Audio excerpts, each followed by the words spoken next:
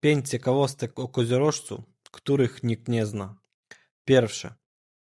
Ma dwa oblicza. Z zewnątrz opanowany i spokojny. W środku emocjonalny i wrażliwy jak nikt. Drugie.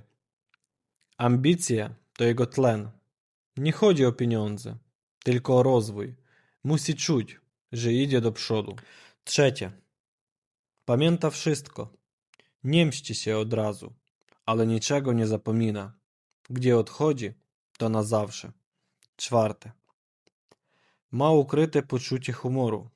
Suchy, inteligentny, czasem złośliwy. Rozśmieszy wtedy, gdzie się otworzy. Piąte. Kocha cicho, ale głęboko.